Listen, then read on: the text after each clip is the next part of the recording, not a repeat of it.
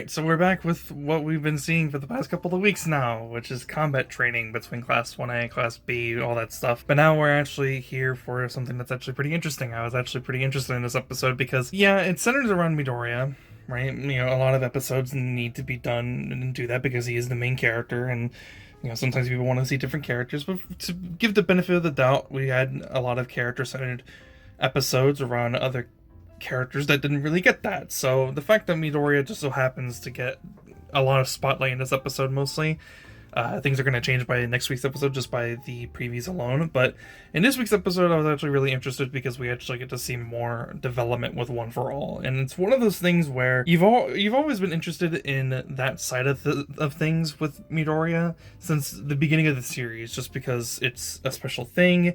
It's passed down from generation to generation, from one wielder to another, and for some reason, wielders are able to see the previous wielders that had existed before in the past, all the way down to the very most recent wielder of it, to the first wielder of it in general.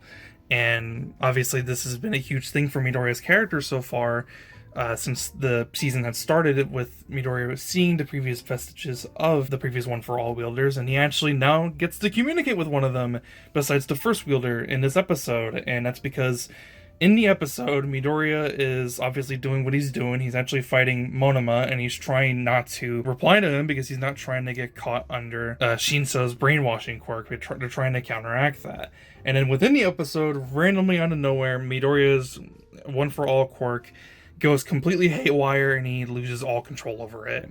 Buildings and other things are getting destroyed. People are getting slightly hurt, but not too bad. And, they're just getting scrapes and probably some bruises, and that's about it. But regardless, he's losing control, and the visualization of what they did for the episode was really cool, and how it correlates to the previous wielders was actually really cool as well, because it actually ended up being a previous wielder's own quirk. And in the episode, he actually mentions how Midoriya can now basically use this guy's quirk, his own quirk, and how it's basically just a more enhanced, more powerful version of when he had it before, and before he became the wielder of One for All. So from the sounds of things, it looks like the more that Midoriya develops his One for All quirk, right, and him developing just the whole thing about it, the more that he's going to be able to see the previous wielders and unlock abilities that he had not previously had before. So I believe they called it Black Whip. I'm not really sure. I'll probably correct myself in the video and editing, but it looks really cool. It sounds really cool, and the fact that it's connected towards previous wielders of One for All is also really cool. And the fact that he's unlocking new abilities regardless of just what he has been able to do before, other than just basically doing what All Might was doing, because we just so happen to have three wielders of this quirk that didn't have quirks. So of course it's pretty basic to understand that this would be something that you would have just all by itself, but the fact that he's also able to use other people's quirks that had once before used One for All, I think is incredibly interesting. And depending on the abilities that he gets, it could definitely benefit him in the future. And it looks like by next week's episode, he's going to try to figure out how to use it.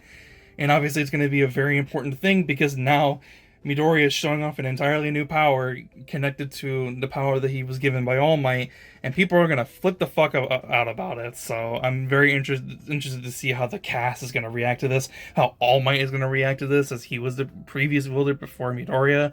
I think it's going to be really interesting, and I hope that it's thoroughly entertaining, and I hope it looks really good, because although animation quality for My Hero Academia is already pretty standard and always looks pretty good, I hope that next week's episode is exceptionally good, just because it seems like this is the climactic ending for this this arc, and I'm just excited to see how this ends, and I'm excited to see characters' reactions towards stuff. So yeah, I thought it was really good. I actually really enjoyed it, and I was really invested into it, and I was kind of freaking out the whole time because I'm trying to gather all this information on how to understand this a little bit easier, but it's actually not that too complicated, so it wasn't really that big of a deal. So anyways, that's all I really had to say about the episode. I really liked it. I thought it was really enjoyable, and I want to see more stuff revolving around One for All and Midoriya unlocking previous wielders' quirks. I think that's super cool. I didn't even think that was a possibility, but this power is, passed on further and further through history, through generations, and it's building up more and more and more. And that's basically the whole thing that was going on within this episode. And what this previous Wilder was saying, that the power of One for All is building inside of Midoriya, and eventually he'll be able to unlock further potentials that any other previous Wilder has had before in the past. So that's extremely exciting. I hope to see more, and I hope that it's really cool. But other than that, that's all I really have to say. I think a couple other stuff that happens in the episode was also really good. Like Uraraka going in and trying to help Midoriya when he's in pain, because for the obvious reason as to she really cares about him, but also because she doesn't want to see people hurting and not being able to do anything, and that makes sense for her character. I really enjoyed it. But other than that, seeing the other characters' quirks as well from Class B was also cool, and Monoma kind of being an antagonistic villain of the episode, even though he's supposed to be a hero, is also kind of funny. But yeah, I'm excited to see what's going to happen. I'll see you guys in the next video. Leave a like on the video if you enjoyed. Subscribe if you want more. Sorry for stuttering a little bit towards the end of the video. I'm kind of trying to rush this out as quickly as possible because this was supposed to come out hours ago, but that's besides the point. Anyways, I'll see you guys next one. Have a fantastic day. I'm out. Peace.